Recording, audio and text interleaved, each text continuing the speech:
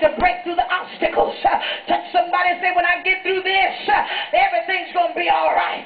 Got one more hurdle, one more wall, one more situation. I'm coming into my rightful place. I know that the Lord spoke a word for me. I know that the enemy is trying to steal it from me, but I'm holding on to what I got. As long as I got hope, I can survive.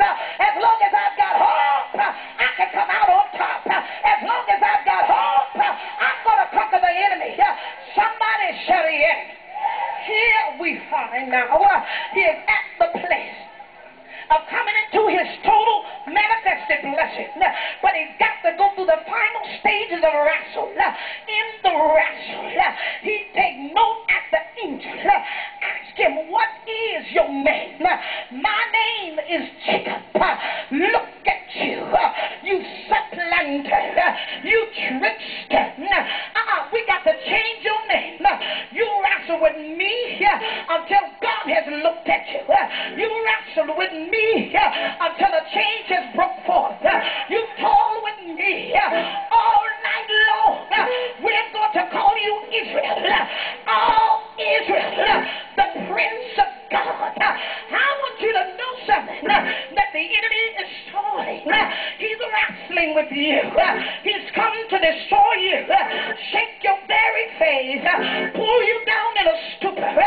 He calls you to look through the eye of the natural. The eye of the natural shows you circumstances at midnight, out in the deepest ocean.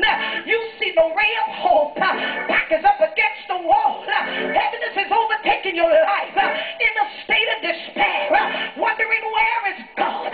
Thrown in a state of panic, wondering how you're going to come out. Causing you to get nervous. Have oppression in your life. Depression begin to set in. Heaviness on the inside. Wondering, God, do you see me?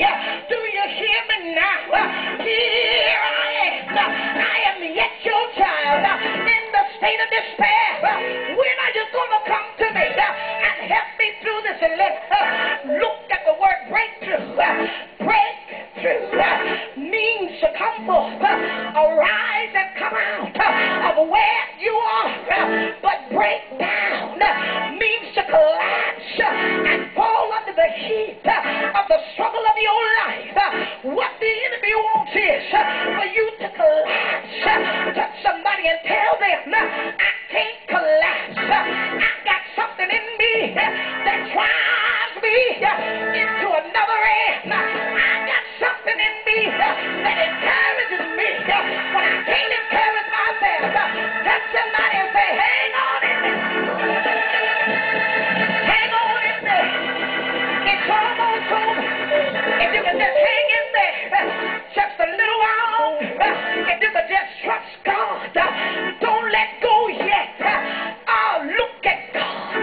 It's something about God. He always knows how to bring his people into a place of establishing his word. I'm reminded of Moses when he was coming out against the Amalekites. The Bible says they took him into a high mountain. He allowed them to fight, but he lifted his hands. Oh, there's some signs that God gives to the body to help bring us through. The lifting of the hands charges the atmosphere. It commands the situation. It talks and dictates to the elements of the air. When you lift your hands, it's telling God, this is me. I want you to take note and see who I am. I'm commanding the atmosphere to bring a change towards me. Come on, get those hands up. The Bible says, as long as his hands was lifted, he won the battle. But when he dropped his hands, they began to lose. So Aaron and Hur said, wait 1 minute. I'm not going to let you go under. Touch your neighbor and tell him, neighbor, I know you feel like painting, but I'm not going to let you. I just can't let you. You come too far. Been through too much. You cried too long. You've been let down. You've been in despair. Too long for me to let you fall down. I got to hold you. I got to help you. Clap those both hands. Clap both hands. Come on and say it.